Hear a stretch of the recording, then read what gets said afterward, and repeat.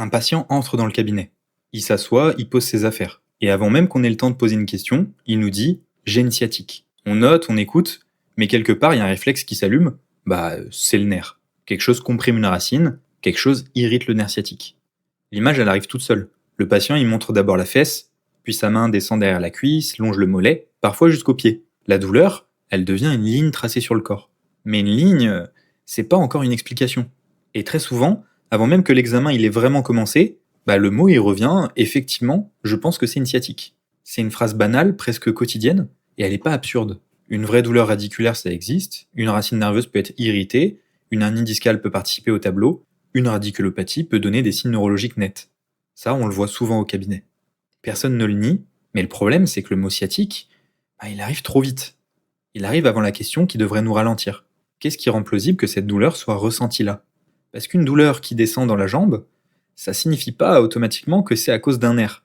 Ça peut être le cas, ok, mais elle peut aussi être liée à d'autres mécanismes, qui sont pas forcément dus à une atteinte du système nerveux périphérique. Dire j'ai une sciatique, c'est un peu comme dire j'ai de la fièvre.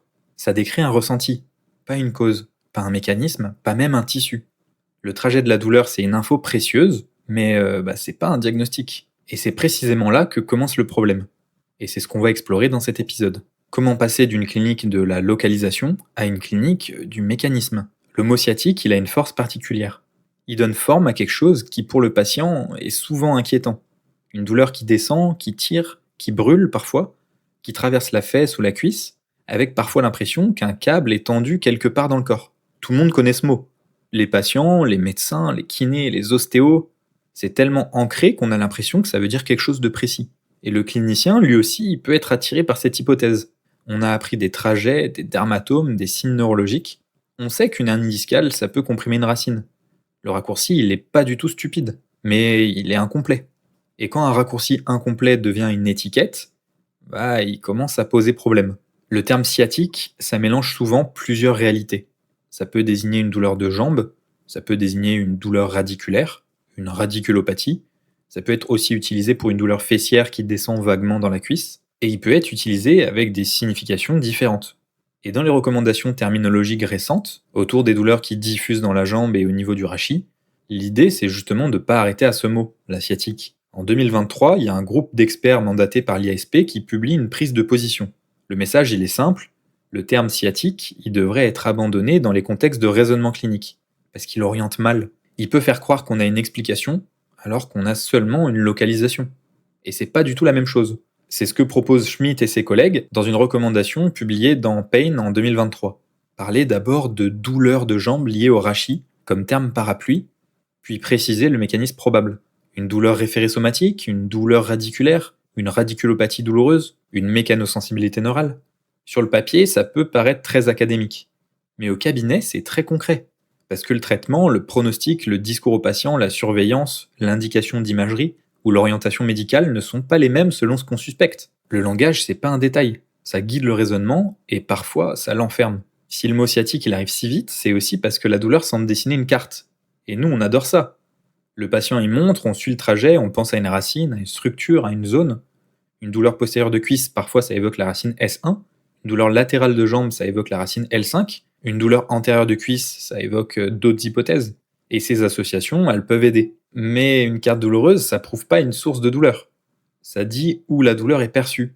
Dans la clinique neurologique réelle, les territoires ils se chevauchent, les douleurs sont parfois diffuses et le système nerveux, il localise pas toujours la douleur comme un GPS. Il interprète les infos, il les reconstruit et il localise l'expérience douloureuse à partir d'infos parfois imparfaites, d'un contexte et d'une histoire clinique. Donc la question où va la douleur, c'est utile, mais c'est profondément insuffisant. À ce stade, il faut ralentir encore un peu, parce qu'il y a trois notions qui se mélangent souvent.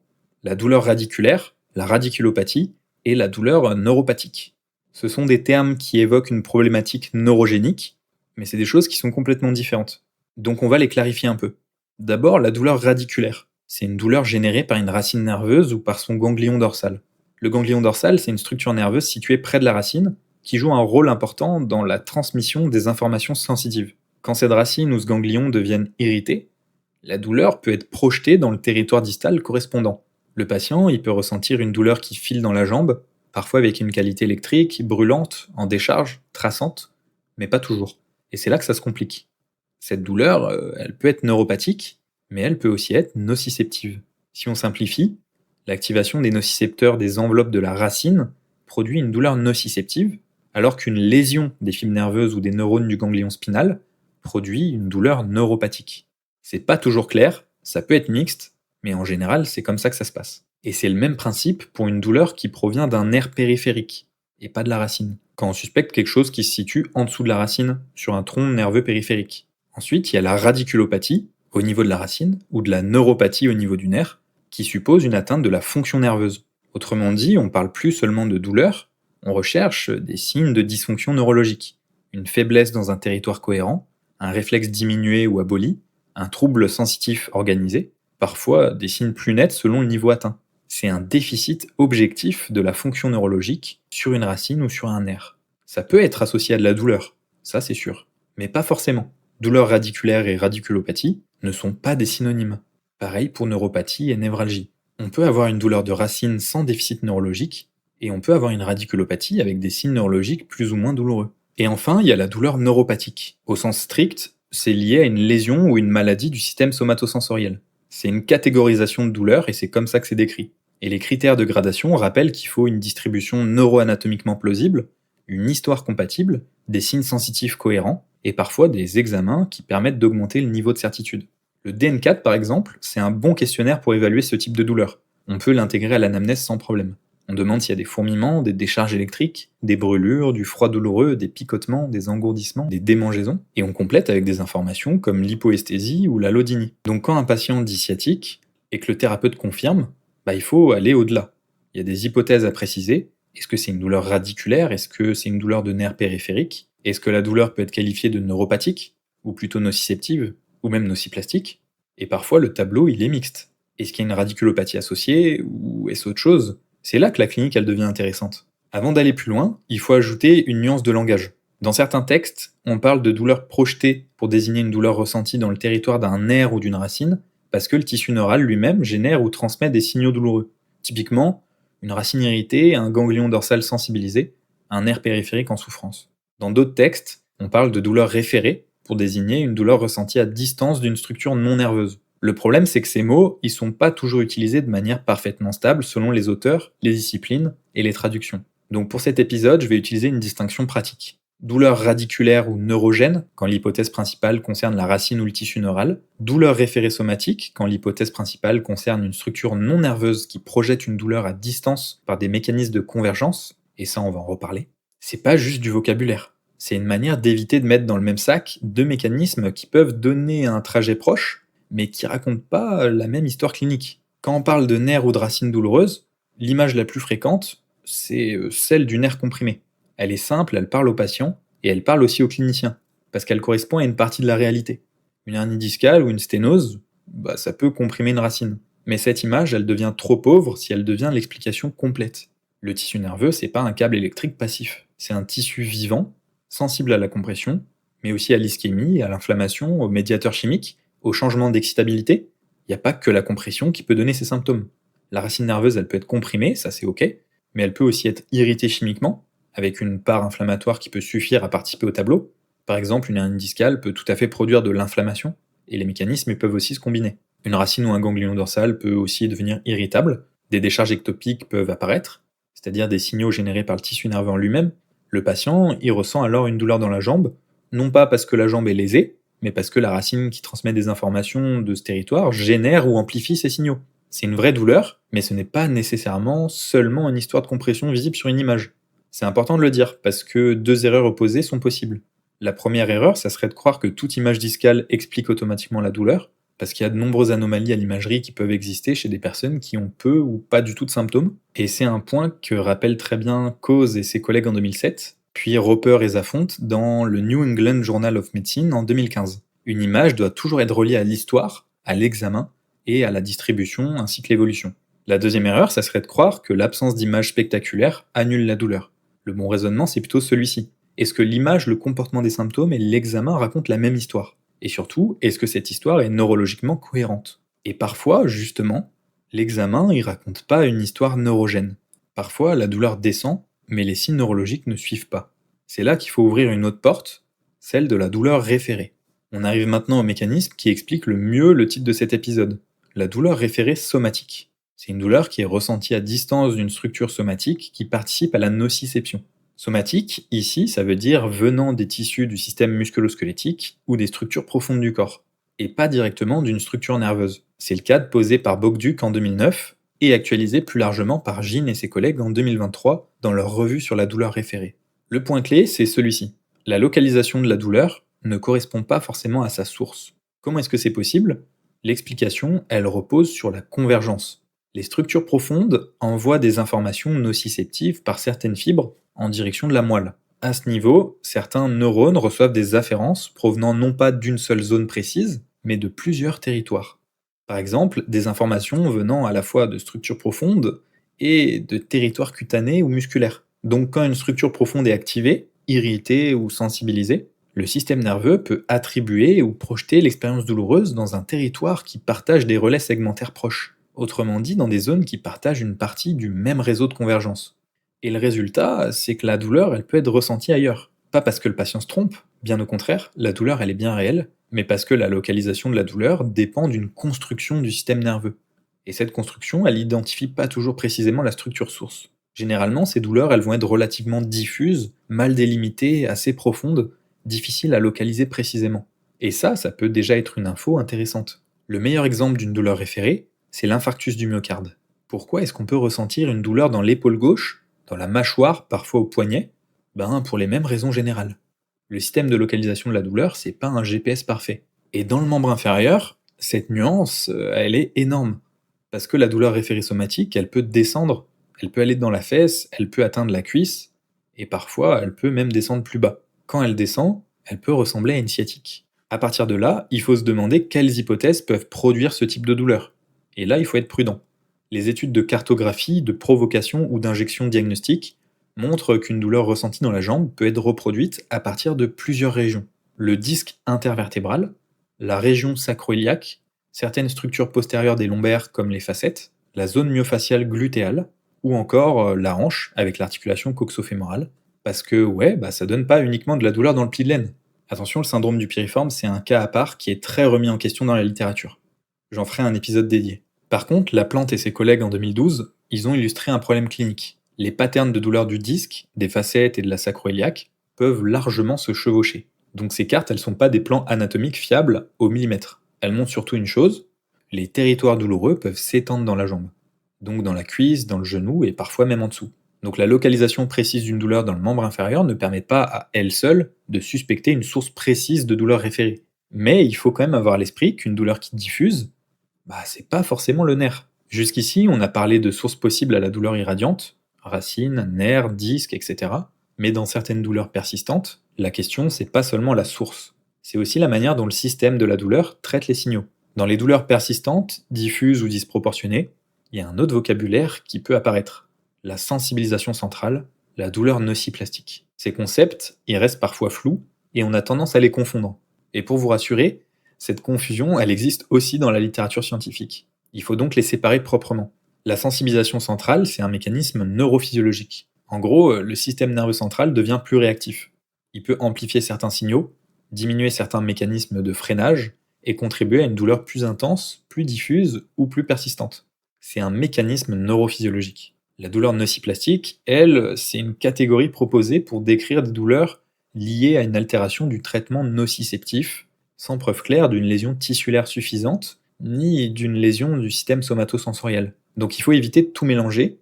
La sensibilisation centrale, c'est un mécanisme. La douleur nociplastique, c'est une catégorie descriptive. Elles sont pas synonymes. Et d'ailleurs, la sensibilisation centrale, c'est dominant dans la douleur nociplastique, mais ça peut aussi être présent dans la douleur nociceptive ou dans la douleur neuropathique. C'est le piège classique. Dans le contexte d'une douleur de jambe persistante, il faut donc élargir le raisonnement. On peut rechercher une douleur régionale ou diffuse, plusieurs sites douloureux, une hypersensibilité, de l'allodynie ou de l'hyperalgésie diffuse, souvent une fatigue importante, un sommeil perturbé, des symptômes associés, ou une douleur qui semble disproportionnée par rapport aux données périphériques disponibles. Ces éléments ne permettent pas de diagnostiquer directement une sensibilisation centrale, ils suggèrent plutôt qu'il peut exister une contribution importante du traitement central de la douleur. Et selon le tableau clinique, ça peut orienter vers une composante nociplastique Surtout si aucune atteinte nociceptive ou neuropathique ne suffit à expliquer l'ensemble des symptômes. L'idée, c'est donc de ne pas coller une étiquette trop vite. L'idée, c'est de mieux comprendre ce qui prédomine. Une atteinte tissulaire nociceptive, une atteinte du système somatosensoriel, une altération du traitement de la douleur ou un mélange de plusieurs mécanismes. C'est pas toujours propre. En quoi tout ça c'est utile? Parce que comprendre l'origine potentielle de la douleur ou simplement son profil dominant, ça change notre façon de raisonner et nos stratégies. Plusieurs exemples. Est-ce vraiment utile de faire de la neurodynamique par glissement neural, du sliding, si la source de nociception se situe au niveau de la sacro-iliaque et que le nerf est parfaitement normal? Peut-être pas. Est-ce que ça vaut le coup de dire au patient que son nerf est irrité ou comprimé si le nerf va parfaitement bien à l'examen clinique? Non, clairement pas. Et pour le coup, il y a pas mal de thérapeutes qui ne maîtrisent pas l'examen neurologique et qui ont le réflexe de dire que c'est une sciatique dès qu'il y a une douleur dans la jambe. Dans le cadre d'une prise en charge, est-ce que c'est utile de distinguer une douleur du rachis lombaire d'une douleur de hanche ou même du tissu myofascial glutéal? Je pense personnellement que c'est intéressant parce qu'il va y avoir des approches et des traitements qui sont peut-être différents. Et c'est justement ce que le raisonnement mécanistique permet d'éviter. Appliquer une technique parce que le trajet ressemble à une sciatique, alors que le mécanisme dominant, il raconte autre chose. Là, on a parlé du système neuromusculo-squelettique. Il faut bien sûr garder en tête les signes d'alerte et les red flags, mais il faut aussi se rappeler qu'une douleur diffuse dans la jambe, ça peut avoir d'autres origines, notamment vasculaires. Donc on va ouvrir une dernière porte. Une douleur de jambe à la marche, ça peut évoquer une claudication neurogène, par exemple dans un contexte de canal lombaire étroit, mais ça peut aussi évoquer une claudication vasculaire liée à une artériopathie des membres inférieurs. Dans ce cas, le terrain cardiovasculaire, le comportement des symptômes, les pouls et l'index de pression systolique entre la cheville et le bras deviennent importants. C'est ce qui va nous permettre de suspecter une problématique artérielle. Et ça nécessite une prise en charge médicale adaptée. C'est pas le cœur de cet épisode, mais encore une fois, c'est une source possible de douleur qui diffuse dans la jambe.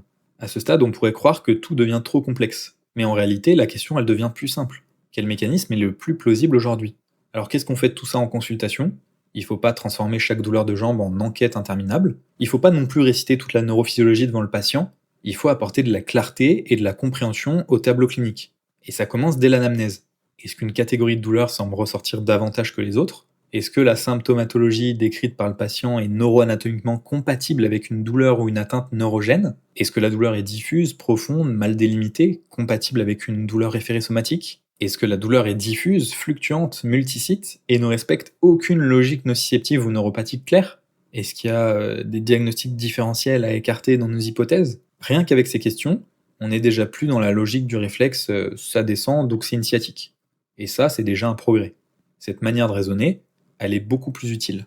C'est le moment d'aborder le plus intéressant. Qu'est-ce qu'on fait exactement dans l'examen clinique pour vérifier ces hypothèses? Évidemment, l'objectif de l'examen, c'est pas de trouver un test magique. Bon, ça serait bien, je vous l'accorde. Mais l'objectif, c'est de vérifier quelle hypothèse devient la plus cohérente avec l'ensemble du tableau. Donc on s'appuie sur l'anamnèse, sur l'examen de la fonction neurologique, qu'on n'abordera pas ici, les tests neurodynamiques, les tests de provocation de douleur, et surtout sur la cohérence entre toutes ces infos. Et d'ailleurs, je vous conseille de vous former en neuro. Il y a des formations qui sont super avec ça. En tout cas, pour explorer l'hypothèse de la douleur neurogène, on utilise notamment des tests de provocation neurodynamique. Le slump test, le SLR, aussi appelé la SEG, ou encore le slump knee bend test, qui est une variante du LERI pour le nerf fémoral, allongé sur le côté, ce qui nous permet de pouvoir appliquer les mêmes contraintes que le slump test. Pour que ces tests y soient réellement utiles, il faut ajouter une différenciation structurelle à distance. L'idée, c'est de modifier la mise en tension du segment neural sans changer directement la contrainte locale douloureuse, pour voir si la douleur familière est modulée. Si elle diminue ou augmente de manière cohérente, l'implication du tissu neural devient plus plausible. Pour donner un exemple facile à comprendre, si le slump test reproduit une douleur derrière la cuisse, on ne sait pas encore si cette douleur vient plutôt du nerf sciatique ou des ischio-jambiers. Et dans ce cas, relever la tête en gardant la jambe tendue, ça peut diminuer la douleur si elle est liée au tissu neural, parce que cette manœuvre, elle réduit une partie de la tension transmise au système nerveux via la dure mère. Si ces tests sont négatifs, on peut se dire que la douleur n'est pas liée au tissu neural, et ça renforce les prochains tests. Pour les hypothèses de douleur référée somatique, on cherche si certaines contraintes reproduisent fidèlement la douleur familière du patient dans la jambe. Les tests isolés, ils n'ont pas tous une grande valeur diagnostique, mais il faut s'en servir comme d'un moyen d'appliquer une contrainte standardisée sur une structure afin d'apprécier une potentielle reproduction de la douleur. Dans ce contexte, on ne cherche pas forcément un diagnostic pathologique, en tout cas pas en première intention, mais simplement un mécanisme de douleur. On va pas rentrer dans les détails parce qu'on pourrait en faire un épisode entier, mais je vais vous donner quelques petites notions. On peut explorer la hanche avec des tests comme le FADIR, qui évalue la fin d'amplitude passive de la hanche en flexion et en rotation interne. On peut explorer la sacro-iliaque avec le cluster de Laslett. On peut explorer les structures postérieures lombaires avec le test de Kemp, mais la valeur de ce test reste quand même largement débattue. On peut provoquer la zone myofaciale glutéale par la palpation, l'étirement et la contraction, en gardant en tête que le nerf sciatique passe au milieu de la fesse. Ça peut biaiser l'interprétation de la palpation si le nerf est irrité. Donc on essaye de viser uniquement la zone myofaciale. On peut aussi explorer l'hypothèse discogénique avec des mouvements répétés des lombaires en fin d'amplitude, notamment la flexion et l'extension qui peuvent être riches en informations. Si la douleur diffuse, se distalise et s'amplifie dans la jambe dans une direction donnée, par exemple en flexion, on parle de périphérisation.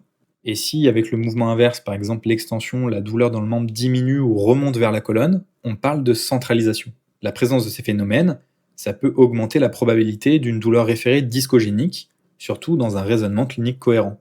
Par exemple, si les tests neurodynamiques sont négatifs, que les tests de sacro-iliaque et de hanche le sont aussi, et qu'un comportement clair de centralisation ou de périphérisation apparaît avec les mouvements répétés, l'hypothèse discogénique peut devenir extrêmement plausible.